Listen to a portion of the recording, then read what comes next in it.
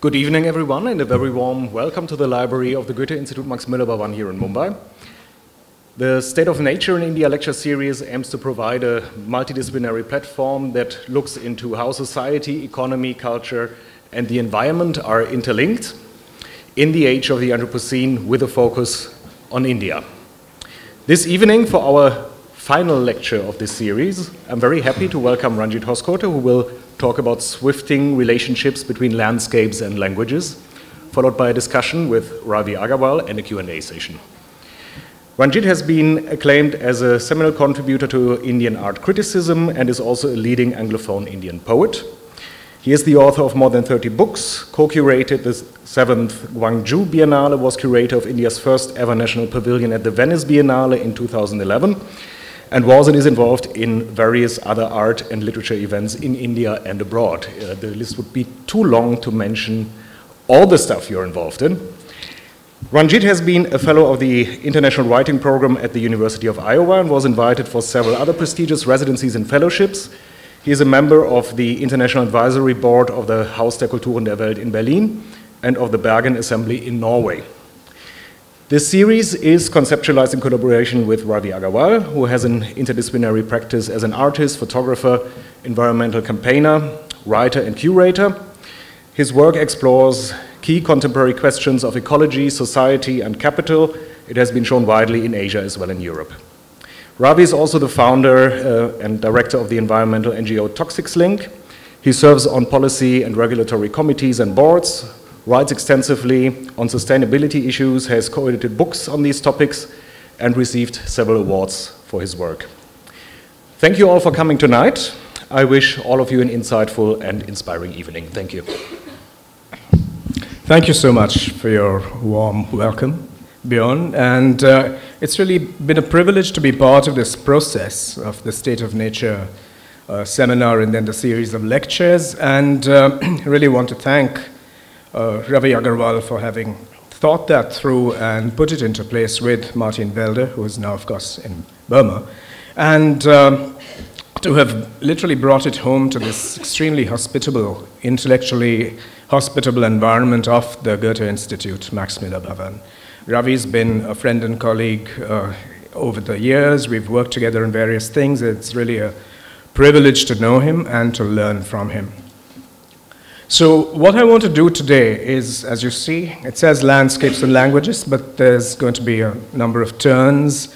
And I thought I would begin really with a brief prefatory note, which will be somewhat memoiristic in nature, because it came about as a response to conversations that followed one of the previous lectures in this series by Mukul Sharma, who's a marvelous observer of the scene. And that was a conversation with younger friends and colleagues, and I was startled by the degree to which their political horizons and those of my generation were so completely different.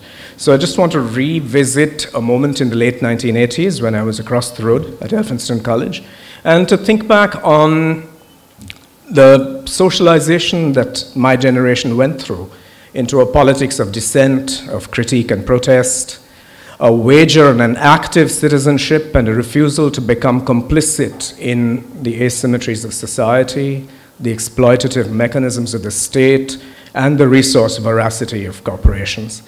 It was also a time when it was really an overlap between the last phase of what we thought of as a conscientized political activism and the emergence of NGOs as a vehicle of what seemed at the time to be a social concern, but gradually we realized that many, many NGOs were in fact, not all, some continued to be heroic and individual in their approach, but a number of them seemed actually to be working along with the state and picking up on agendas that the state either didn't want to deal with or where it needed a buffer against real protest.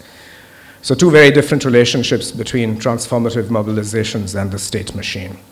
Also, it was an extremely interesting time intellectually with the subaltern studies historians producing their work, a great deal of work by feminist scholars in the humanities and literature. Permanent Black was producing its first wave of books. Post-colonial theory was extremely active. And for my generation, the movements and figures that inspired us, that were really active, I'm thinking here of the period between 1984 and 1992. Chipko was very, very salient. Some of you might well be familiar with this environmental movement in the Northern Hills. The Narmada Bachao Andolan, which really brought to the forefront questions of equity, of how the state could use questions of infrastructure to really deprive people of their civil liberties, their right to a home and to livelihood, and indeed to their landscape.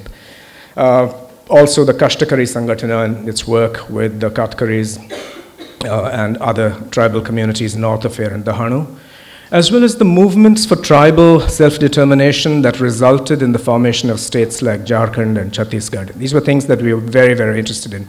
We followed these both through the pages of the EPW and through conversations with activists, filmmakers, politicians, people who were, other people in the larger circle who were involved with these things.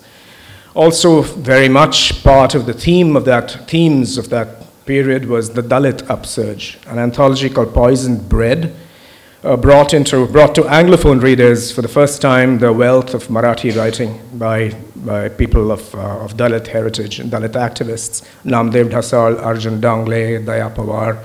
So I'm going through all this only to offer you a sort of backstory to how I come to be talking about these questions. And everything I've said now will inform what I'm going to talk about.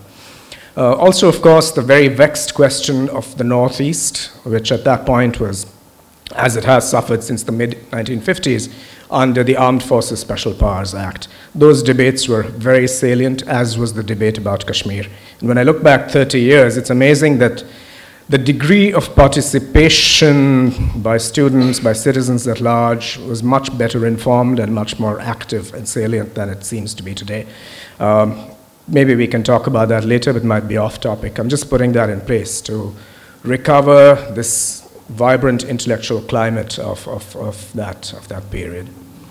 So now to offer a rough sense of how I plan to proceed with my presentation proper, it's going to be in three movements. In the first, I'm going to devote my opening remarks to what I think of as the long shadow of the Enlightenment. Because it is conventional for us, for many of us anyway, to think of the Enlightenment as the great engine of modernity and modern consciousness and the various guarantees that we take for granted in terms of an individual's subjectivity, civil rights, freedoms, all of this. But what might it be to think about the exactions of the Enlightenment? What did the Enlightenment do in terms of dividing a sovereign self from something else that it constituted as nature? And I want to dwell on these questions because I know that they can be vexed and confusing. I want to also think through questions of whether there is in fact this thing called nature or the environment or the ecology that is somehow outside us and universal and can be approached by everyone in the same way. So that'll be part one. And I'll also try and schematically enough, but I'll tease out the philosophical underpinnings that inform how we deal with the environment today. So that's part one, the long shadow of the Enlightenment. Part two is where I look more closely at language. And I'm going to look at what I think of as the language of power on the one hand, and what I think of as the language of generosity on the other. And then I will tease out in each case how the language of power informs policy, how it informs our notion of what resources are. And I'm going to think about language under the rubric of the language of generosity. I want to try and look at a number of micro instances, if you will, where language becomes a medium of establishing a continuum between subjectivity and space, subjectivity and nature, livelihood and resources. So that's part two. And the third movement will be a collage of some of these. I'll look at them in detail. I'm going to call that resources of hope. Because I also, as I go along, want to problematize this idea of what a resource is. Yeah, so let me begin now with, and I'll partly read and partly sort of ad-lib and make it up as I go along. So part one, the long shadow of the Enlightenment. As ecologies in India die or mutate under the pressure of changing policy imperatives, altered land uses, land use patterns, the inexorable expansion of an urban-centric commerce and industry model of economic advancement, the vocabularies that once described or were associated with specific landscapes remain marooned in fable, folk song, and the dictionary, gradually fossilized without their reference in lived experience and social practice. I find this happening to me more and more when I listen to folk music as we have now constituted it from, say, the Malwa Plateau or parts of India where the landscape is celebrated as a participatory experience. And you suddenly turn around and think, how much of this is going to remain after the mining lobby has had its way, after, in the name of infrastructure, when we've destroyed these things completely, all we'll have are these songs in an archive. Likewise, as local languages become endangered or rendered extinct under the pressure of aggressively unitary regional or national languages, these nuanced vocabularies, attentive to season, species, or climatic conditions themselves will vanish, leaving behind no memory of the experience of what had once been India's flourishing ecodiversity, biodiversity. At the intersection between these movements towards ecological degradation and linguistic flattening stands such a document as the Draft National Forest Policy, recently shared online with citizens at large by the Union Ministry of Environment, Forests, and Climate Change. So another subtext, another running thread through my presentation today will be the Forest Act.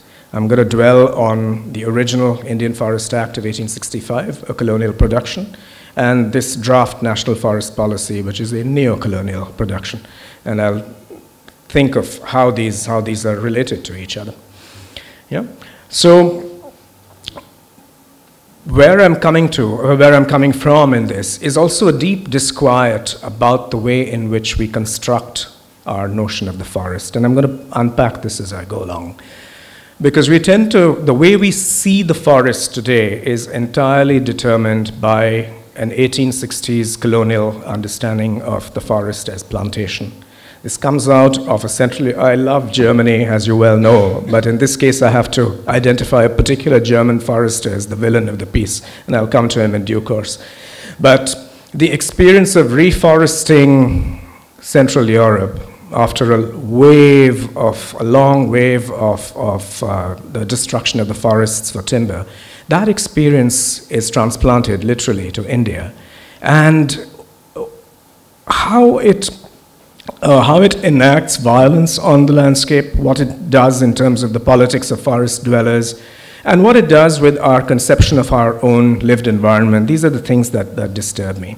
Because one of the outcomes of this forest policy is that whilst we privilege this plantation style of forest making, we tend to look upon deserts, grasslands, marshes, and other non-forest areas as a waste of space. They will not receive official protection. This, in turn, renders vulnerable the animal, bird, and insect species that are dependent on them, and also the human livelihoods that are organically connected to these spaces. So as I go along, I also want to examine this utilitarian bias that we have when we think about natural resources.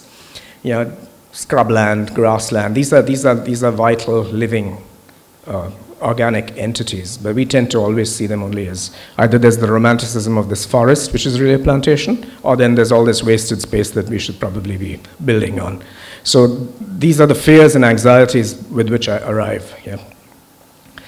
Also, these are influential phantoms, and I want to look back at where they come from. They come from the Enlightenment. Some of them come from Romanticism. Some of them come from a utilitarian doctrine. They're all more or less premised on tropes of control. And those tropes have to do with fearing, naming, and taming the wilderness. And the politics of this process is very clear. It's aimed against the people who are dependent on these landscapes that I've talked about, people who've in many cases sustained forms of mutuality with forests and landscapes, and the entire body of lived experience and knowledge through which they've kept up this relationship to livelihood, to habitation, to cycles by which there could be a mutual replenishment.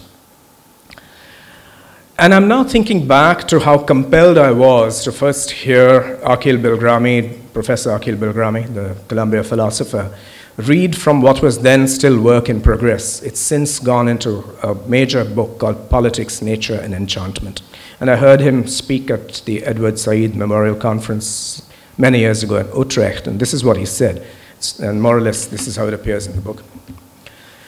How and when, this is Bilgrami, how and when did we transform the concept of human beings into citizens? How and when did we transform people into populations? How and when did we transform a knowledge to live by into a concept of expertise? How and when did we transform the concept of nature into the concept of resources? I think this amazing set of transitions, Bilgrami really thinks about the way in which we've enacted upon ourselves a series of alienations. Yeah. So instead of thinking of the human being in its affective fullness, we now think about human beings through a discourse of rights, duties. Sometimes the duties are, as now in India, the duties are overemphasized and the rights are tossed out of the window. So this is one of the things that happens when you reify the notion of the citizen. How and when did we transform people into populations? This is inevitable at a certain point in the era of the development of capital, when you're really moving populations around, you're dislocating them, you're rehousing them, they get in the way of infrastructure. So naturally, you're no longer thinking about people as individuals or as communities. They become counters in a larger game that can be quantified. Notions of a knowledge to live by, that formulation already holds out a strong ethical dimension. That is downplayed in favor of notions of expertise. And we, like most countries, most societies in the global south, have suffered under this notion of expertise, which seems to promise long-term goals. Even now, I mean, as we came to this place, we probably saw boards telling us that we need to suffer now because the metro is coming up at some point later. So this is instead of an ethic, you're given this rhetoric of deferred pleasure in the name of some greater good, and that is an outcome of this kind of disembodied expertise. And of course, the transformation of the concept of nature into the concept of resources, again, something that can be extracted and monetized. And when I dwell more strongly on language, I'll talk about how this transition has informed how we speak, how we use language to shape our world, and how that language actually shapes our own consciousness.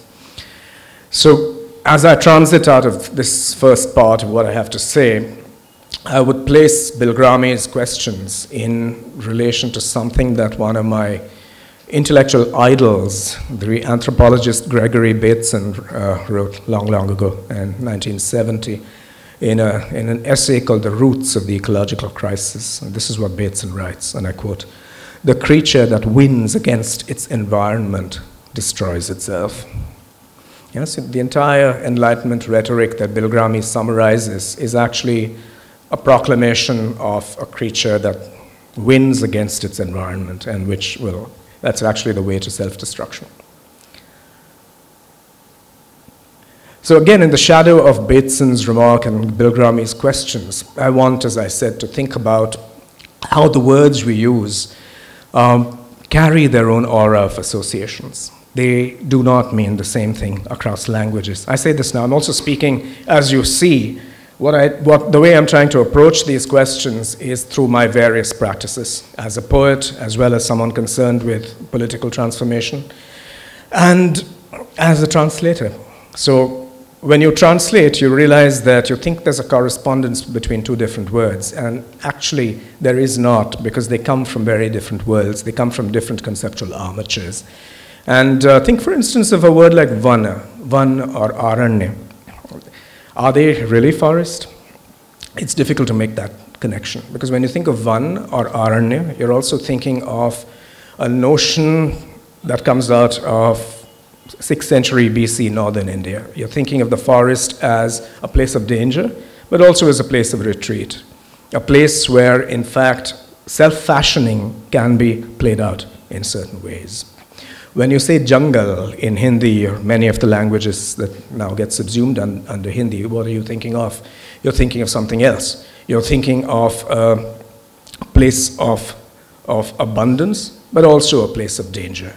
When you say Wald in German, what are you really thinking of? You might be thinking of something that emerges from fairy tales which carry with them the fear of the forest. Hansel and Gretel comes to mind. But when you talk about a Stadtwald, a city forest, now this is paradoxical, and comes out of a project of social forestry that I will have something more better to say about a little later. So as you see, none of these words actually are mutually translatable. When you say forest, for instance, are you thinking of Dante's the dark forest, the dark wood in which he finds himself in the middle of his life? When you talk about the wilderness, I mean, that word comes from a long American tradition of encountering one's true self and shaping it in the context of this vast, apparently unexplored continent. What's left unsaid in that large American literature of the wilderness is that there were people there who got in the way of this project and were exterminated. So there's also a politics to each of these conceptions. When you say nisarga in any of the Sanskrit-based languages, you might suddenly imagine that this is an idyllic notion of nature in which one is at home. But the etymology of nisarga is very peculiar. It suggests a descent from what is really created. So it's secondhand, it's remote, it's not really where you need to be. So the more you look at words, the more you realize that they are veined with political phantoms. They do not translate easily, and sometimes you can be totally misled by translation because you're transiting from one landscape of thought to another, and you have to live with the consequences. Which brings me to the word nature. Is nature really a domain apart? Can we, following the many debates, including that led by Zizek in recent times, we see that it's impossible to talk about nature as being separate from human activity. That whole idea of human versus nature is really meaningless, especially in the age of the capitalist scene. Human processes fully interpenetrate nature.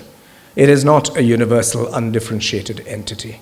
It makes much more sense to think about it as a concatenation of natural microzones, each with its specific character. And I say this also, it goes back to the conversation that I mentioned at the beginning of this talk. Because if we arrive at these questions with the idea that nature is a universal and that saving nature somehow involves all of us taking the same kinds of steps, we tend to forget that there are people who historically have already been cut off from access and equity in relation to nature. This is not a level playing ground. How you respond to nature has everything to do with parameters of caste, class, ethnicity, location, and so on and so forth. So it's very unproductive to think of nature as some universal that is relevant to everybody in the same way. We literally don't see or hear the same things when we think about these words. They're not synonyms, they're not interchangeable, and they are not innocent. This brings me to my meditation on two great modes of language in this question. So I want to think about, on the one hand, the language of power in relation to questions of nature, where language acts as a distortion field. On the other hand, I want to think of language in relation to nature as a language of generosity. It's much more of a seed bed. And I'm going to parse these further. Yeah, so let me begin by thinking about the language of power, which is really a series of acts of codified linguistic violence which mirrors, enacts, enforces, and perpetuates material and structural violence. You see this most clearly and definitively in the language of policy, in the languages in which people get notifications that they can't even read, or if they read, would tell them very little. The language of power is top-down. The language of power is context-free. It's actually context-averse, because the language of power sees nature as a universal. Its structure is entirely dependent on hierarchy and syntax. It needs to string together a long series of clauses. We've all faced the language of policy, so I'm not going to offer examples, but you know how it works. There's a reason why it plays out in this way. This multi-clausal syntax which holds everything together. It's a form of linguistic entrapment. So I'm going to focus now on the colonial vocabulary that is still with us and which we use even to describe our own lived experience, because it's inscribed with the sovereign certainty that nature exists only to serve the human species. Let's take a word like plantation. I've been using the word already. If you look at it sharply, you'll see that it actually has its origins in the systematic farming of sugar on the basis of slavery in the Caribbean and the southern US over the 17th, 18th, and 19th centuries, right up to and after the Civil War. So when the notion of the plantation comes to India, it brings with it this history as well, a history that has involved the brutal enslavement and dislocation of people and the establishment of centuries-long forms of brutalization and exploitation. And it's not without resonance when it comes here. The second word that I have on my list is one that is dear to Bombay. It's reclamation. And we like to describe our city as having been produced by reclamation. It's a nonsense word because what does it really mean? The idea of reclamation is that you claim back something that was yours. Yeah? So what it does is to invent the fiction of the sovereign rights of land and its users as a venue of human habitation over water. So the idea is that the land that water is wasting, the sea is wasting all that territory, right? So we need to take it back. Not that it belonged to us ever, but since we are human, it obviously belonged to us or belongs to us. So we make that claim, we map it, we reclaim it, we take it, and then we monetize it. So this is part of the ongoing and naturalized logic of capital, which we have. But we give it this fancy name, which is, as I said, meaningless. But no one questions it because it's completely naturalized. The third one, very pertinent to what I have to talk about today, is forestry, particularly social forestry. It's a term that was first used in 1976 during the emergency, significantly, by the National Commission on Agriculture, the government of India's National Commission on Agriculture. And here's what it says in the document. Social forestry is the management and protection of forest and afforestation of barren and deforested lands with the purpose of helping environmental, social, and rural development, end of quote. So India embarked upon this social forestry project with the aim of taking the pressure off currently existing forests by planting trees in unused and fallow land. You will see that this rhetoric of land that is unused, wasted, barren continues through all the documents in this case.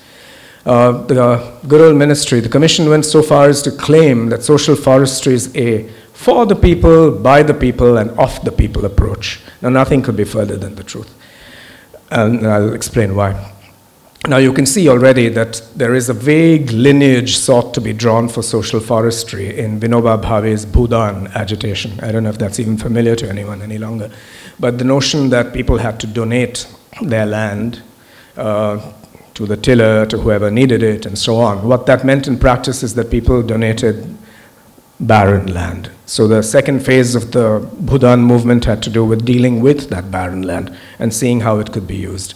So that's one of the lineages for this idea of social forestry. But what it really did, or what it was intended to do, was to limit and ultimately preclude the use of forest produce by communities that had traditionally had access to them and had evolved forms of mutual sustenance with their environments.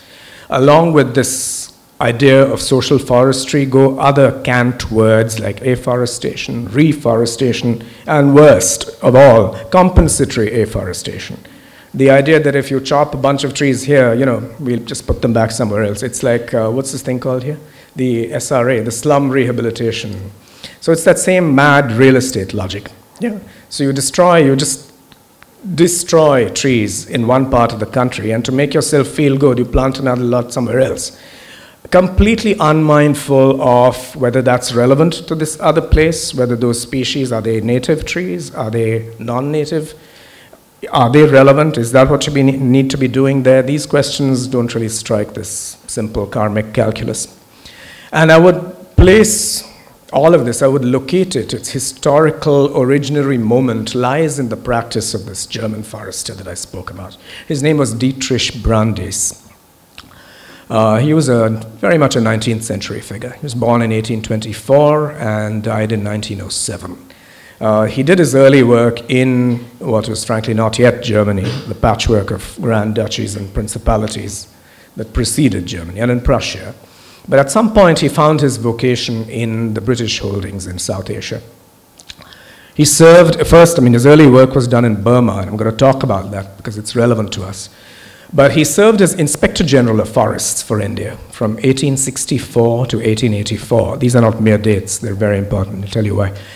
He also founded the Imperial Forest School in Dehradun, which after independence was the Forest Research Institute, which I spent some time in a couple of weeks ago, so it's very fresh in memory.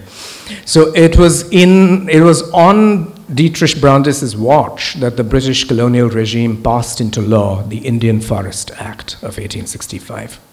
This inaugurated the state monopoly over forests. And as Ram Guha has written in his first book, The Unquiet Woods, it was this act that effectively broke the link between man and forest, humankind and forest.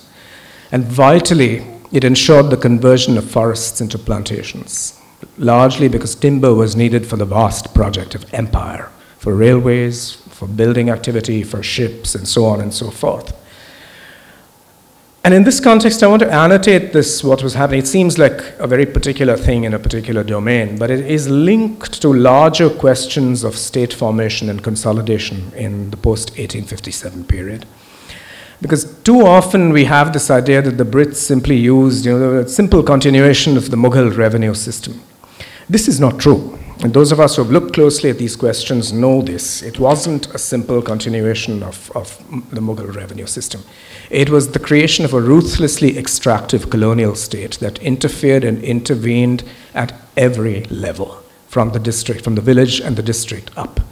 And it was at a period of rising industrialization and the circulations of the mercantile commodity trade. It's not a coincidence that you look at the unit of administration, who are the three key figures in a district, the district collector.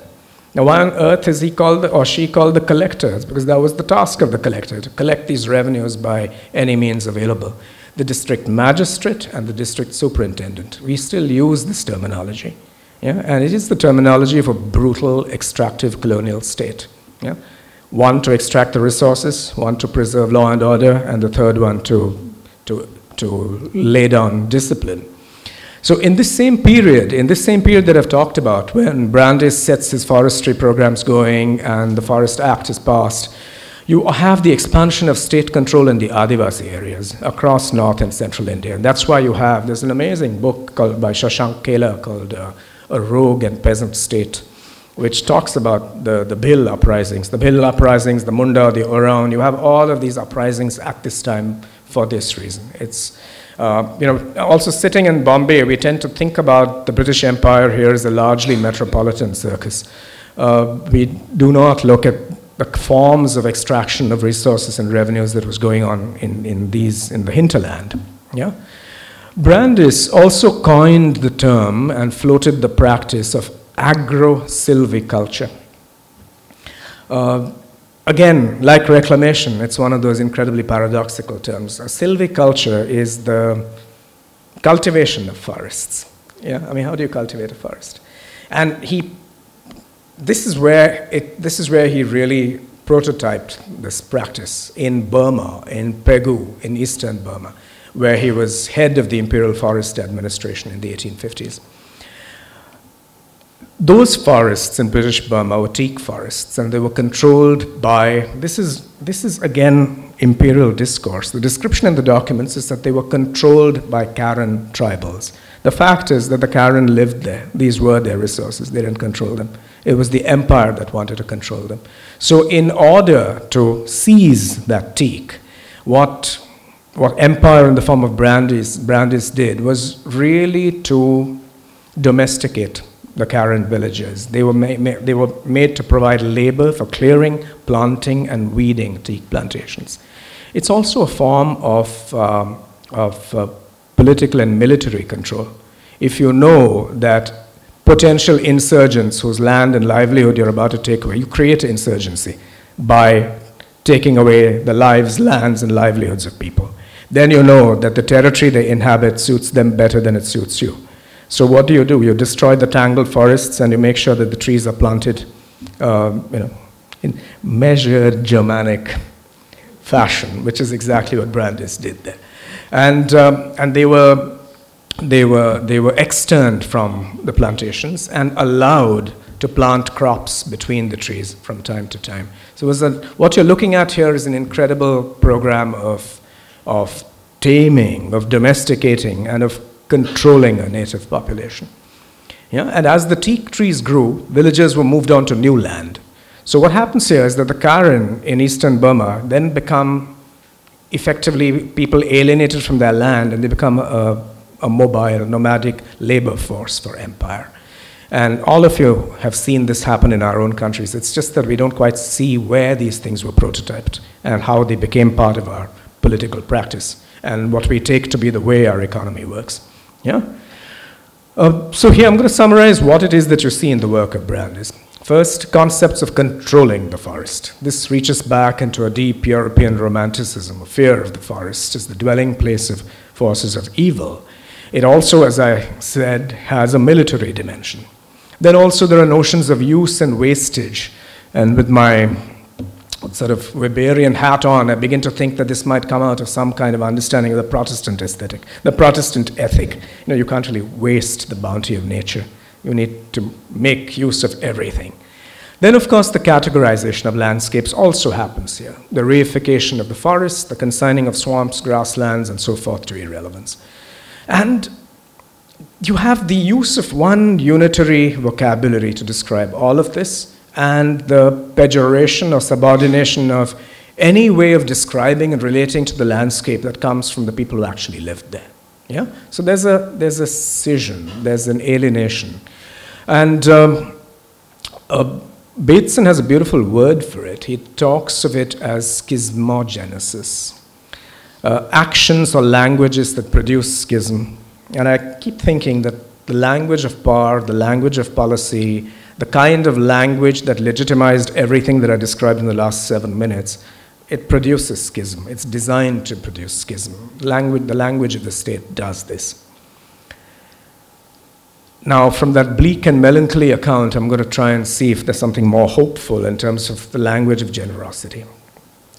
As against what I've been talking about, it tends to be a bottom-up language. It's embedded in context, it's sensitive to local usage, and it tends to be resistant to translation. I'm thinking here of eco-specific vocabularies, tonalities of seasons, clouds, vegetation, celebrations of the continuum of labor and nature. And the language of generosity, which I will spell out in the next part, is marked by what you might want to call cosmogenesis. The notion that you can produce a world through language, the notion that you can actually, that language has healing properties, that through fable or song, one might actually produce an affective community, that one might be able to heal the schisms that are sometimes inevitable in simply living in nature. Yeah, I mean, I'm floating these ideas. I hope they come up later in conversation. But I'm placing this over against how the language of power and of policy works. This is a completely different understanding of what language can do. It's a language that's designed to overcome alienation. Which now brings me to a collage of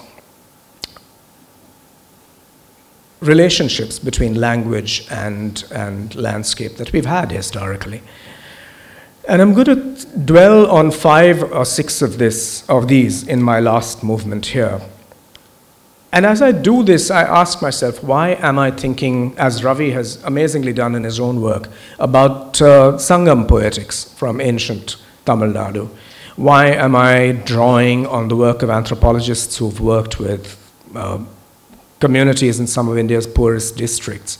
Why am I thinking of vocabularies that are vanishing even as they describe phenomena that are vanishing? Is this nostalgia? Am I fetishizing these things? I'm not sure. I don't have a clear answer to that. I'm not saying this will all feed into some great movement of protest.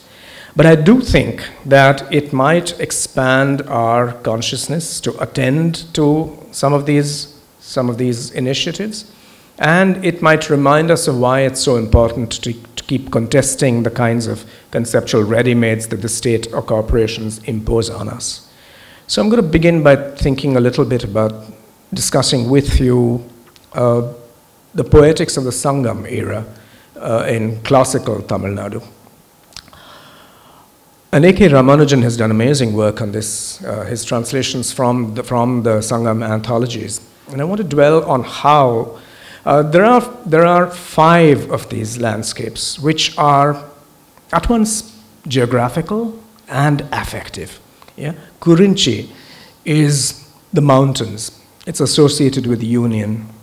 Mullai is forests associated with waiting. Marutam is cropland associated with quarreling. And Netal is the seashore, which is associated with pining. Now, as you see, this is all, if this were a Sanskrit context, I would say that it's all related to Shringar Rasa. It's really a cycle of feelings associated with love and desire and anticipation and consummation. The 5th of these landscapes is called Palai, or desert. It's associated with separation. And it's described in the Tamil classics as not being a naturally existing landscape. So I like the fact that this 5th landscape does not exist in nature in this particular part of the world. And it then makes us look more closely at the descriptions of these landscapes, each singular with its particular species of animals, crops, trees, particular water bodies. What is being communicated here is much more than a set of poetic tropes or conventions. What is actually being communicated is a life world, a suggestion to us that we can actually bridge affect and spatiality, psychic interiority and an external reality. We can make that bridge, and that it is our responsibility to do this. Yeah? So to me, there's a ground note in what otherwise looks like a simple taxonomy, which suggests that it's up to us to extend ourselves in this way to creating notions of landscape that are both affective and descriptive in some way. Yeah? There's a vast literature on this subject, so I'm not going to rerun what Ramanujan so beautifully discusses in the introduction to his anthology. For me, this is important, the multiple ways in which landscape becomes available and real to us, to our emotions. I'm moving now to the notion of non-ownership that comes up in the context of many indigenous forms of knowledge, because we tend to be fully focused on the proprietarian and the contractarian sides of the Enlightenment. This is what the Enlightenment has done to us, right?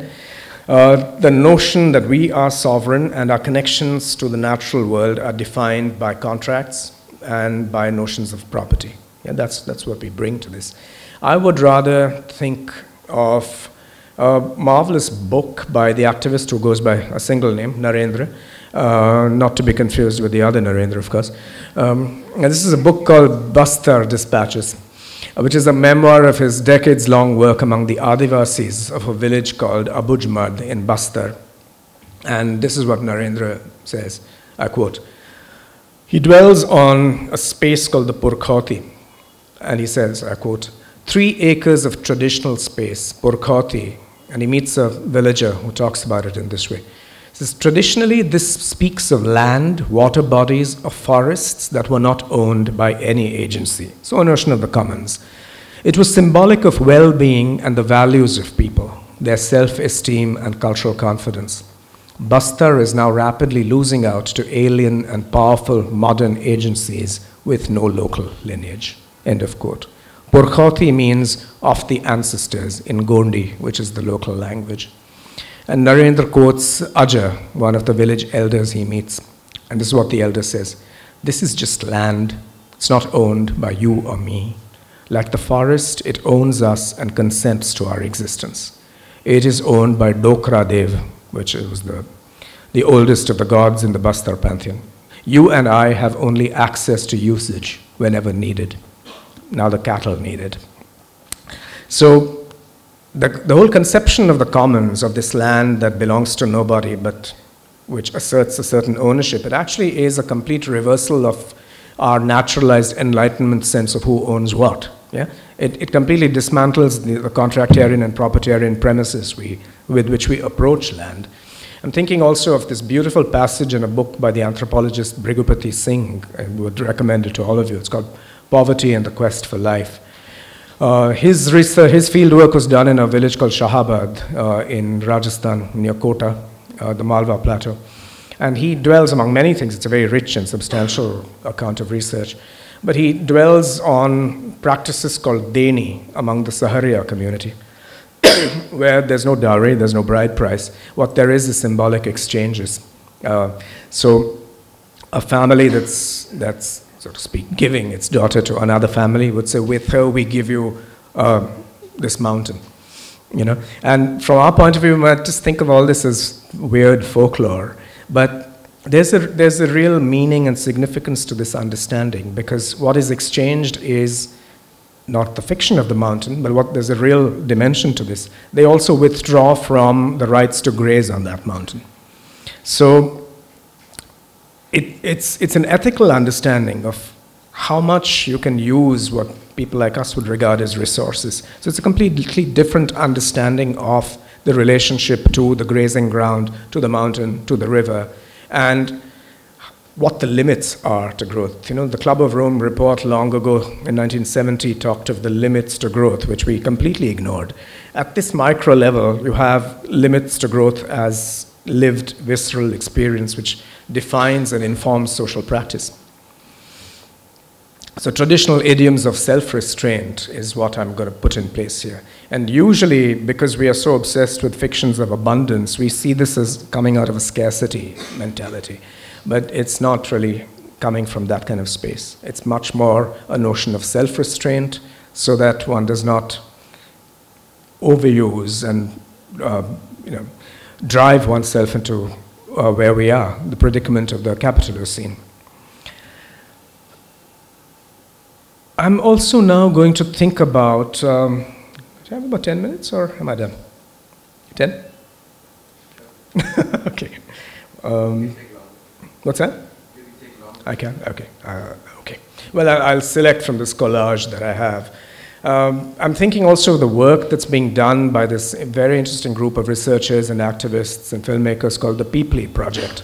And one of them, Aarti Kumar Rao, quotes a villager she meets in the middle of the Thar desert, Chattar Singh, who looks at the desert and says, and he gives her the words he uses to describe the phenomena of the desert. And he says something very interesting in his preface. He says, "Ye drishya ka roop hai, bhasha nahi." And I would invite you to dwell on what this means. It's an extremely powerful formulation. Ye drishya ka roop hai, bhasha nahi. This is an epiphany. It's a form of vision. It's not language. Yeah? So there's a direct sense that the word is a visualization. It's something that puts you in visceral touch with what you're talking about. So any form of linguistic barrier or membrane that you are creating is dissolved in this. And look at some of the words that Chattar Singh gives, Aarti Kumar Rao. Titar Pankhi, which is partridge winged. It's his word for, or their word, the community's word for cirrocumulus clouds. Which is a low white blanket of clouds early in the morning. Pani Hari, clouds that resemble women carrying water pots on their heads. Ghor, dense thunderclouds rumbling in fury. And many of these words will be known to some of us also through bandishes and songs or through folk melodies and so on and so forth. The point is they're not mere figures of speech or elements of imagery. They're much more ways of releasing the individual subjectivity towards a wider sense of the cosmos. Remember I spoke earlier about how some forms of language can be cosmogenetic. These to me are, they might sound like poetic conceits, but in each case they connect human activity, livelihood, forms of community with natural forms. And it's not the simple pathetic fallacy that, I don't know if any of you did English literature. At some point we were warned not to fall into the pathetic fallacy of anthropomorphizing things that were not human.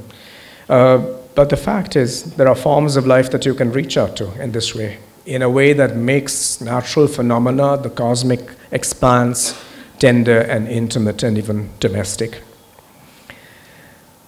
I'm going to pass over one piece in my collage, which has to do with the Braj poetry of the Emperor Shah Alam. Maybe we'll come to it later. Okay, maybe I'll end with that, because we need to have our conversation. Yeah. Shah Alam is back in the news, poor man, with William Dalrymple's marvelous book, The Anarchy. For a long time, he was written off as just this emperor who presided over the decline of the Mughal Empire, and he did to an extent. But among many other things, apart from the negotiations to save his empire, he was also a gifted poet and a writer of songs in many languages, in Persian, in Urdu, and in Braj. And you'll find some of it in an essay by David Lunn and Catherine Schofield in a marvelous book called Monsoon Feelings, A History of Emotions in the Rain. And when you read Shah Alam's Braj poetry, it really reminds you of how the seasons were regarded as sacrosanct times for one form of activity or another. Once again, one part, a very young voice in my head from 30 years ago saying, this is feudal nonsense. But as you age, you realize that things that looked like feudal nonsense when you were 18 or 19 actually might have some wisdom that you might, or I might, or we might all learn from. So what did it mean for somebody like Shah Alam to write the following? Barsay sarsay ghanaghor ghata tarsay pide khanko abnain hamare chapala chamke larje Jyara sakhi kaise pade sukh chain tumhare. The rhythm of this and the way it carries us along. In each one of these terms, you're being invited, as the Sangam landscapes do, to knot and braid seemingly external events in nature with affective realities in a way that forms an ethic eventually. It suggests that if you interfere in nature, you're likely to harm yourself. It's actually a very simple notion of hygiene. And it's encoded, I would suggest, that these are not just fetishized forms of cultural production. I think they actually hold that message for us, if only one could hear it. So I'm going to round off this reflection on Shah Alam by thinking about a crucial term in Mughal thought, which was the exemplar of the cultivated person, the person sensitive to time, place, and season. And such people were called the Ahl-e-Zawq, people of taste. Now, the British, of course, arriving with their Anglican Protestant suspicions of everything that was going on here, mistranslated this as voluptuary or hedonist. In fact, it's far more akin to the Sanskrit notion of the Rasika. And Catherine Schofield has a beautiful essay called The Biography of a Mughal Rasika. So some of these people, the Ahl-e-Zawq, were really questers who went through sensuous experience to a world beyond the senses. They were also people who remained aware of how human activities had to be in consonance with certain external cycles. So the affective community that was produced and sustained through season and music-related poetic utterances actually extended far beyond the feudal court. It formed a continuum. Remember that Shah Alam's songs were sung by people at large, as were Wajid Ali's poems and songs in Awadh. So that affective community really was a continuum from court to folk levels. It was transmitted through oral and scribal lines. It informed performances, festivals, assemblies. It then, after the Naval Kishore press came into being, it circulated through print.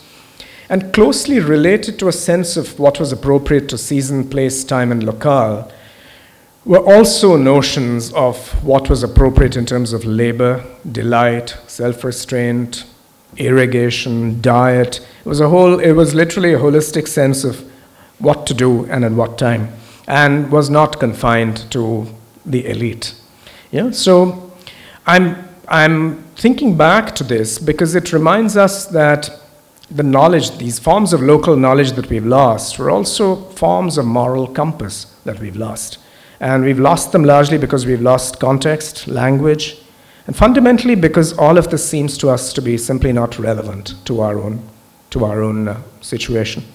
So I'm actually going to end here because there's another 6 such examples, but let me close on this note. because it's also a period that I think has been under-regarded. The para-colonial 17th and 18th and 19th centuries in India. What are these forms of consciousness that might offer us some kind of resources of hope in the present and what's called for? So it's been a roller coaster. It's been, as the French would say, it's been like a dérive. It's been a drift from one thing to another. But thank you for being this very attentive, patient, and kind audience. Thank you for your attention. Thank you, Ranjit, for that brilliant talk. You know, it leads me to think about the word Anthropocene, which is the scientific word which is used, but it leads us to think of, well, depends when you start thinking about when the Anthropocene started, but if you think of the shadow of the Enlightenment, right, and you think of the entanglements between something which you inhabit so easily, the multiplicity of ways of seeing you inhabit. You look historically, the political moment, you're a poet, literature, you inhabit so many worlds. And in a sense, the talk you gave, what you call drifting, was actually hinting at the deep entanglements we have when we think about nature in the moment of the Anthropocene, that what is it that we are dealing with when we think of nature? And you question that. The keywords of, you use the word enlightenment, but you start with the political moment of your university times, and then you go to questioning nature, and then you bring about tropes of language. So it's such a rich canvas of when we start reimagining how we've constructed the world, and that the world is a construct of our making, in a sense. And you give examples of all that. So I just want to tease that out a little more in terms of, say, language and landscape. You know, you've written about that extensively in your poetry as well. And Joanna's Wales is like a reimagination of the ocean in your own terms, or water, and you're staying in this landscape. These are complex things, and I was thinking while you were talking that as language and culture disappears, does landscape disappear too? Because if landscape is a way of imagining the world outside of us, then the resources of that imagination lies in what you, in the end, also talked about. And before I open up the question to you, you mentioned Chadar Singh. I've been working with Chadar Singh of late because I've been doing work on the traditional water systems of Jaisalmer. Yes, and what I see there is that as the water gets more centralized to the Indira Gandhi Canal, the traditional water systems, which are more than water systems, there are points of community sharing, community ethics, and community culture and folklore. So as they disappear, the notional community disappear. So I'm thinking of how do we in this today's moment, firstly your thoughts on this, and then also how can we reimagine this today in what we have, in the politics you're dismayed about also. So just to stretch you a bit. No, it's wonderful to know that you're working with Chadar Singh as well. And thank you for your response in this way, Ravi. Because, again, as you point out, there's a third term here, language, landscape, but also a complex set of social interrelationships.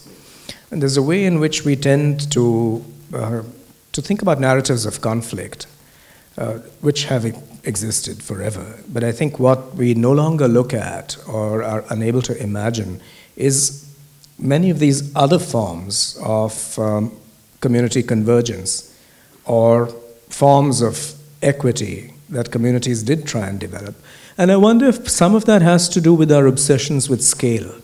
I think we've bought into this notion of advancement as premised on technocratic ideas of scale.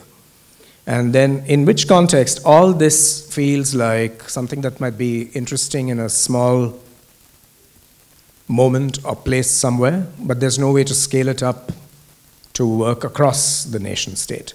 And I think that needs to be challenged in some ways. Or we rethink how we've chosen to organize, say, notions of infrastructure. Because the gigantism of scale that's characterized so much that has happened here since the 1930s defeats some of these questions. And yet, whether it's the step wells or the traditional irrigation systems that you're looking at, serious notions of forestry, not Brandis-style social forestry, these have been practiced over areas that were not necessarily small either. I think it's also going back to recultivate these forms of connection to so-called nature. I'm going to use nature as a shorthand for now. But always being aware that that nature is a construct of a certain social imagination. And you mentioned Brandis. Brandis is such an important figure. You know, he was invited by the imperial government to the government of Scotland to send some, because Scotland was the only country with scientific forestry, and Brandis, they found the German, which had already sort of done a lot of scientific forestry and botany, and he failed initially. But then you bring this idea, I mean, science is such an important part of the post-Enlightenment shadow or the post-Enlightenment moment. How do we rethink the idea of science? And how do you think poetry and culture can interface to, because a lot of what science talks about has got converted into the language of power. And I love the word you use, the language of generosity. I mean, I'm going to quote you on that phrase, because it's such a welcoming phrase to think about what could the language of generosity be. But science, technology, and power seems to have become intertwined, that we think of science as only one thing. So would you like to talk about that? I'll preface my response by saying that some of my favorite writers are scientists. Stephen Jay Gould, Oliver Sacks, Carl Sagan. Look where you will, you find that scientists actually are fully aware of the ethical dimension of their work. They're aware of what use it might be put to, and there's a strong scientific conscience. So I would not fall into the trap that sometimes you fall into when you come from the humanities of demonizing science and somehow imagining that hard science stands against our kinds of values, because it doesn't. It's exactly as you said, it's how science gets instrumentalized by the state or by corporations. But I think we need to be able to bring science back into some of these discussions. And there briefly have been moments where this has been attempted. But I think it just calls for a greater dialogue with practitioners of science to address some of these questions. But what's vital is that we shouldn't demonize science and just imagine that it's somehow part of, because it's not part of the problem. So you also use the word poetics as the ethical, and so I was thinking that today in contemporary society, what resources would, suppose you want to do all this, you know, recover something which you've lost, recover even the language of what you've lost. I mean, the language itself, the categorization. You've sort of lost all moorings of what else it could have been. How do you look at the environment today? Look at the idea of the water, which you write extensively about. How can you reimagine what are the resources which people like me in living in a city? Where should we look for reimagining the idea of water? Would you like to venture on that? As a productive idea, as even a thought. This is a dilemma. Because it's a dilemma, because I, unlike 30 years ago, don't really have a larger productive and material politics in which I see this happening. At least it's not accessible to me. This is probably my limitation. So a number of things that come to mind are essentially in the nature of individual projects. I don't know what larger resonances this can have. But if we were all in some way, not in a nativist kind of return to sources way, if we were to open ourselves up to a number of these prior possibilities, and I believe they exist, as reserves. I mean, I listed some of them. But it is then a project of self-refashioning. I mean, you have to. There's on the one hand everything that we need to do in terms of protocols of how not to become complicit in the capitalist scene. That's a long list and a demanding one. But the route through poetry as a form of ethics, or an understanding of certain forms of art, forms of architecture that also were strongly social in their orientation, I think it helps us to reimagine our present social relationships and the way in which we use so-called resources. But how that's going to work out, what outcomes it might practically have, I don't really have answers to that yet. What role do you think the cultural practitioner could have in that? The poet, the artist, and the writer, how can they productively engage with this moment without falling into the trap of the existing nomenclature, the existing trajectory of the capto technology, top-down thinking? What can we offer, you think? It's a question to me. I know, we have had these questions, yeah. At the very basic, seemingly totally individual, minor level, I think linguistic resistance. Just don't buy into the vocabulary that is presented to us as ready-made and naturalized, to fight that in everyday life, and to use that as a base to then question all these notions that are just being palmed off in terms of a vision of the future. So that, and I think just a series of constant engagements through whatever we're doing, whether it's art making or writing or filmmaking, without necessarily, I think we have a rich lineage of activist art making and filmmaking particularly. But there are also ways of opening up questions and spaces for reflection through other forms of art. You collaborate on a project to draw up a list of resources, literary, poetic, artistic resources, which we can make a list of, which we can say, which are contemporary resources, which people can refer to and rethink. You think that's a positive thing to do? Before I open it up, I was wondering if you want to read something from Joshua Wales, or if you like. Yeah. I mean, I didn't bring a book along, but read it from. Yeah. It's called Ocean. It's from the book that Ravi referred to, called Jonah Whale. Oh, no, that's fine. Ocean. My name is Ocean. I shall not be contained. My tides spell starting gun and finish line. Afterwards, only shells and scattered roofs will remind you I was there. My combers wash away the roots of trees, towns, the shaken heart. But mortals, there's hope. My breakers hurl seeds back at your shores. After the flood, the chroniclers will write in Konkani, Saber, Aymara, Tulu, Jarawa, Creole, Tokpisin.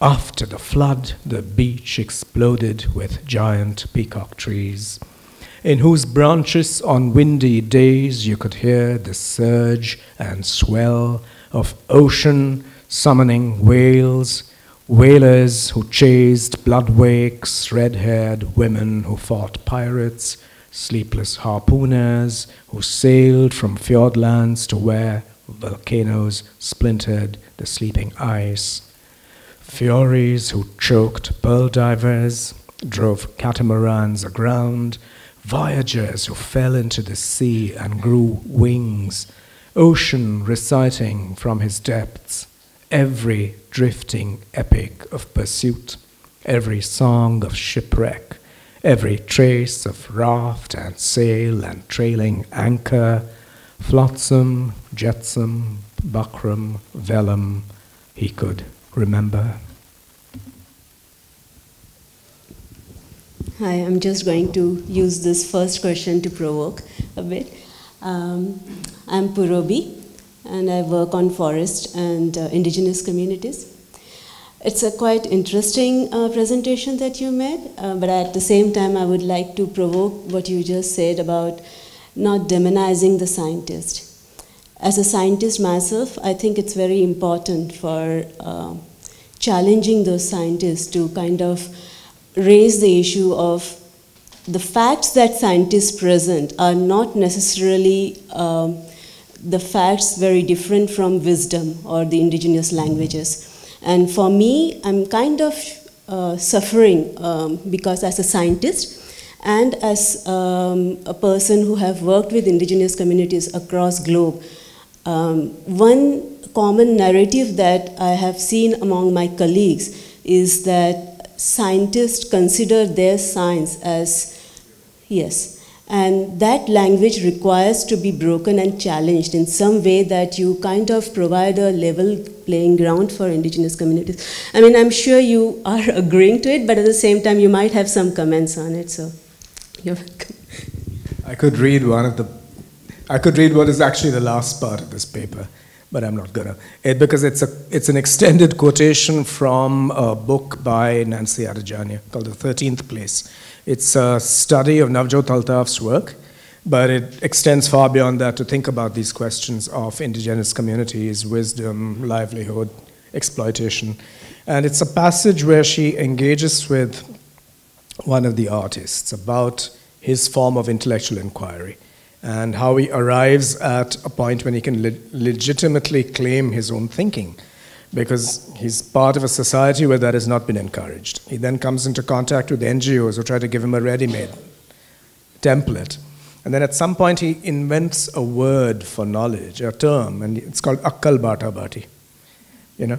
And I'm summarizing crudely, but he rejects various things along the way. And it says, Kala, this, that, and the other. None of that works. Something is too Sanskritic, something is too conceptually laden, and then he arrives at something he makes by himself. But the reason I'm going into this story is really to respond to what you've just said, which is that thanks to that same Enlightenment tradition that I talked about, science also has an ideal, as you rightly said, you suggested it. Science arrives with its great ideology already.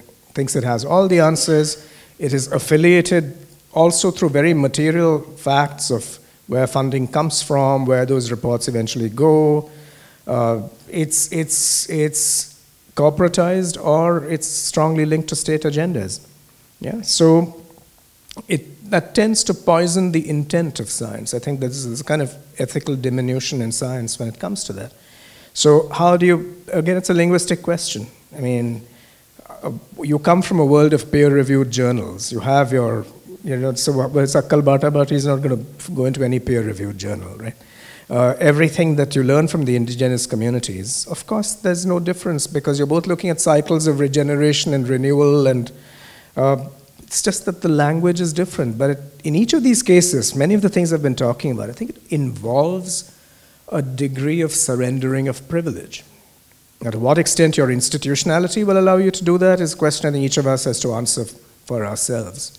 But thank you for raising this, because it's a vital part of this puzzle. How would you suggest? Sorry? You're a scientist and work with the indigenous community. How would you suggest? I think what we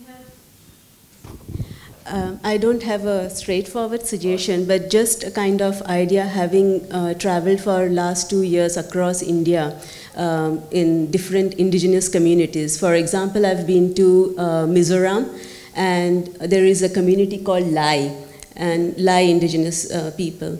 They don't, there are very few Lai speaking people there, about a dozen maybe, who really continue to speak, but Mizo language is being influenced on them. And it means it's just, as you correctly pointed out, the language itself is kind of a way to protect and to conserve landscapes and their traditional ways. So what one sees there is complete defragmentation of the landscape just because the language, Lai language, is not existing anymore. So that's just one example, but basically if I have to think of a way out, I would say to bridge this elite science and to bring the indigenous people together. I think that's the only way out. The more we are thinking of us as an intellectual, us as a scientist, and they as the local communities who yeah, it's a subject. So that's the bridge I guess requires to break, and I see it's difficult with the factory schooling we are engaging in, and the language that we talk about is if people here don't know what factory schooling is, it's basically indigenous children are being put to mainstream schooling, and that's a dangerous future that we are following. I really appreciate your question, Purvi. My name is Sneha, and thanks Ranjit for such a wonderful talk. What she raised is also something that I've been grappling all this year, quitting 2 jobs, which propagates this idea of thekedari, of knowledge. So I am a research scholar. I worked for London School of Hygiene, and then I was supposed to go to Australia to do similar kind of work. I got a doctorate in environmental engineering, but I've been interested in socio-technical ways in which communities recover after disasters. Lately, I have been leaning towards these interpretations of cultural and linguistic ways in which people connect with the nature. So this year, I have reflected a lot on, for example, there were 2 strands which you just touched upon. One was NGOs sometimes just propagating what the government agenda would be. And primarily my work has been with NGOs, and also about something that you did not explicitly talk about was the ecofeminism, the way women have been an integral part of how, at least in India, a rich heritage of how women have interacted, protected, and propagated ideas about nature.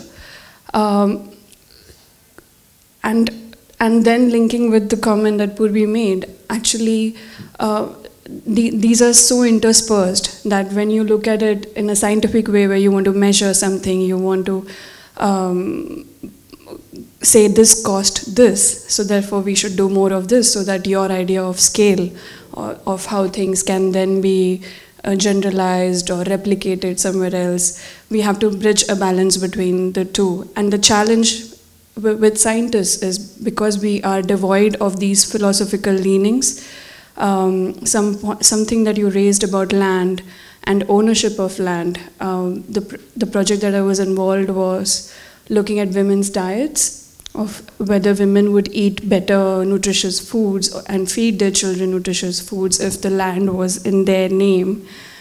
Through scientific research, we think, no, it's not necessary. Land can be in anyone's name. It wouldn't make a huge difference. But I agree there are larger things which we did not unpack in the scientific measurement. But I rest my case. I don't want to. You're free to.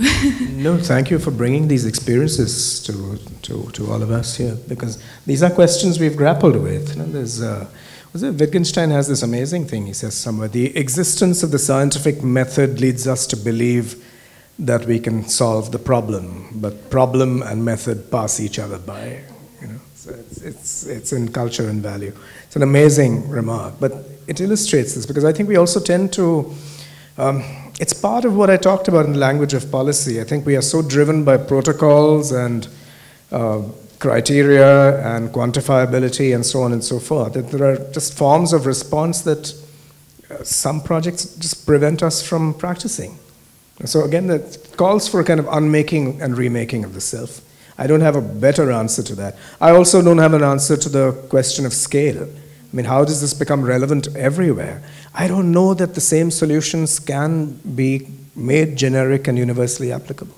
We're looking at a complex country with very, very different local problems. I think one of our main conceptual problems is that we think that you can have that one-size-fits-all solution that will work anywhere, whether it's Mizoram or North Kerala or Malwa or wherever it is, and it's not going to work like that.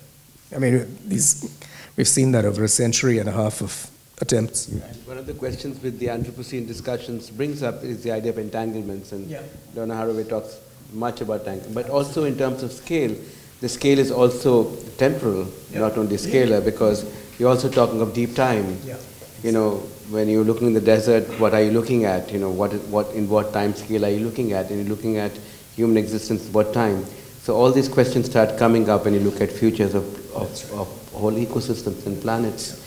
And the entanglements of knowledge, of what science is, of the boundaries of what science is. Latour talks a lot about the boundaries of science. So what is science, and how is it constructed, how are the questions constructed, how does it interact with society in a sense.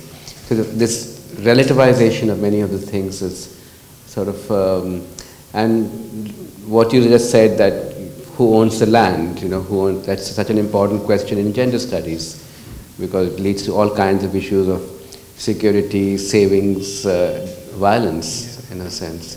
So it's time for scientists to also talk to other scientists, even within their own discipline, I think, which you are doing, it seems to me. Interesting anecdote was, so there was a survey that was conducted which led to the conclusion that probably women having land is not important, whereas when I was leading the qualitative aspect of the study, during the FGDs, women themselves would say, actually, we do not want women to have land, because then if she runs away, what to do? So in a patriarchal society, this work was done in Orissa, it's very difficult for even women to grapple with the idea of what will she do if she has the land in her name. She still needs men, she still relies on men to do most of the hard manual work. Whereas if you ask them to list what do, they do 15 things, and the 16th work, which is the plowing, is done by the men. So the idea that what will women do if she has the land in her name is also such an alien thought, that this idea between individual versus critical mass change is often difficult to bridge. Akhil Bilgrami talks a lot about what is the boundary of the self, that is an extended self, which is more than just your idea of the self as an individual. Who is the individual? What does it, and what does it expand to? And of course, you talk about Akhil Bilgrami, and he's questioning the whole idea of the modernity project. Absolutely. Because towards the end, I have some remarks which I didn't go into, which actually talk about individuality. Because what the Enlightenment has given us is this idea of a sovereign, irreducible, individual self with its roster of rights. But in many, many cases, and thanks to the increasingly networked world of interrelationships we're in, I don't know if that's still a great virtue. Notions of individuality, when you talk about that list of 15 things that the woman does, this notion of the individual doesn't really extend to get that, because in any case, this is under the radar. It's unpaid labor. It's just assumed to be what the woman does anyway, right? It's not seen to be productive labor, which it is. So notions of individuality would then open up these questions. You wouldn't, then you would see what happens in all these social and economic interstices. You had a question. Somebody raised hand. Hello, my name is Ashna. I am a travel and tourism student, and I really like the way you use generous language and landscape, because when we're talking to clients, there's always this thing where it's either useful to man or it's waste. There isn't anything in between, and the language that is used to advertise, landscapes or places in tourism are actually really hurtful to the place, and it's. I think it could be better, but I want to be able to speak about these destinations in a kind of way, in a way that is more helpful to the destination itself, and it gets hard sometimes. Do you have any comments about that? Not something I've thought about until this moment, but it seems to me that first, of course, landscape itself is a vexed term. Landscapes don't exist in nature. Mm-hmm. The minute you talk about a landscape, you're assuming a sovereign eye that is looking at spatial expanse and creating that. Yeah. It's part of conditioning. But also, many of these landscapes which are presented to travelers and tourists are commodified in a certain way, right? We all know this. And with that, it's a commodification of landscape, culture, it's a way of not looking at the crisis of the place, and so on. So I don't know how one can help, except to sensitize people to what might be going on in each of these places. I don't have a clear answer, Because I don't know how to deal with a landscape that is already commodified by the discipline that you're working in. I mean, how could you transform that? But in every such moment, I think there must be a redemptive side. There must be a way of making a more complex picture for the people who want to go to wherever they want to go, right? Complex how? Well, maybe, I mean, if someone goes to Rajasthan, what is it that they see? I'll give an example, what you mentioned about my work with fishers in South India, on the coast of, and I've talked about this before, but I'll just say it again, on the coast of Tamil Nadu, and I spent many years there working with the fishing community. And I, as an urban landlocked, unlike him who lives on the coast, and landlocked urbanite from Delhi, when I went to the sea, it was I had words of the sea which National Geographic would have, you know, this way of describing landscape as the wilderness out there, right? You know, it's beautiful, the sea is so rough, the size of the immense magnitude of that confronts you, and that's the reason as a tourist you go there. But over time I got involved with the fishers there, and I started thinking of how they look at the landscape. And the phrase which I've quoted before is the sea I see, the sea he sees. And of course, when I talked to them, none of them saw the sea like I did. They had a completely different idea of what that sea meant to them. So how we think of what landscape is, and then the more removed you are from it, I felt, the more you can abstract it into some kind of imagination. But the more you're living in it, the more real it becomes. Every wave, every tide, every weather pattern becomes part of your daily life.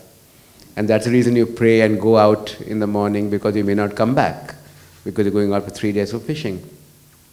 So it's very much, if I as a tourist want to go there, I think it's also interesting to have the thought that this is what I'm seeing, but how else can you see it? You know? That might be something, a thought to leave them with, that what you see is not what it may be for other people. Yeah, one last question. When you see these advertisements for like tourism of a certain place that you've been to, or the South, like you said, do you feel like a disconnect? I have sort of stopped being a tourist many years back, precisely because of my long work with many landscapes in very intense ways. And it becomes very obvious to you once you start being there, not in a protected way, but working with the community, that it is not yours to understand so easily. You cannot understand it, and I still cannot understand it. You cannot transpose yourself to somebody else's way of being there. And so this constant non-understanding is very productive space for me as an artist, because what is it I'm playing with? But it's also when I ask them the question, how do you recover? So all of us in this room will live in Delhi. All have different experiences, but the question to me as an environmentalist, how do we recover in a productive way what we seem to have lost? And how do we question ourselves in a way in which, as she mentioned about the women being victim of patriarchy, we are both producers and victims at the same time. You see, we have become victims of the system we have taken for granted, of the knowledge of science we've taken. So I think there's a lot of unpacking to do.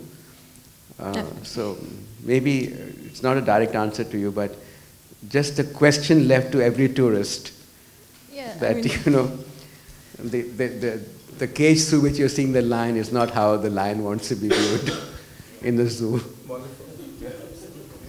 So you spoke about the vocabularies being lost along with the phenomena that they express being lost. So in a certain sense, it is a certain an imaginary or a conception of the relation with nature, or a way of relating to the environment that gets lost. So my question to you is about, like, how do these vocabularies or these imaginaries encounter new phenomena? Like you mentioned reclamation, for example, which would have been a very new, eventful phenomena to an indigenous community. So I sense there might be a certain sort of like an eventfulness or a certain friction when these encounter something as structured as tradition, or do they get subsumed? Or if you could like comment on that. That's a wonderful idea of the eventfulness. I mean, it's kind of, it holds that notion of potential. But when you're looking at any one of these languages, so these bodies of vocabulary, it reaches back for what has worked well, and it also, in my experience of some of the, like Chatar Singh is your interlocutor, and I've had other interlocutors elsewhere. It's not just the vocabulary. The vocabulary is not a piece of linguistic fossil fuel. It's also a quirkiness, a wryness, a way of, and a linguistic inventiveness, a way of reaching out to new things. And they will invent these things afresh. So those are open-ended vocabularies. It's not, which is why when in my opening remarks, I said my great fear is that these things will end up as fossils one day in a dictionary, which they're not. They're not, again, Wittgenstein, language is a form of life. I mean, it's a form of life. And presumably wherever you look, they will find new ways of expressing themselves. For instance, the way in which certain indigenous communities deal with mining and what that has produced, the kinds of articulations you hear in documentary cinema, for instance. It has that poetic intensity and immediacy. You sense it. But over against that would be, you raised this question, the factory schools, the factory education. When a kind of unitary system of education is just imposed in a certain way, it might appear to be, whatever, the midday meal, all kinds of well-meaning and dangerous initiatives which serve nothing eventually. Then what happens to these vocabularies? What happens when the notions of, when linguistic, rich languages are pejorated as dialects, and you try and wipe them out, because there's some officially sanctioned language which is the so-called mother tongue. I'm very suspicious of all these well-meaning initiatives of the state, because they actually take away the enrichment of consciousness and language and practice. Yeah, so I don't know if that answers your question, but I'm also teasing out the contexts in which these vocabularies are continuously produced. You have a question, or we can correct? Do you have a question? No. Okay. You're telling us to vanish into the night. Yeah.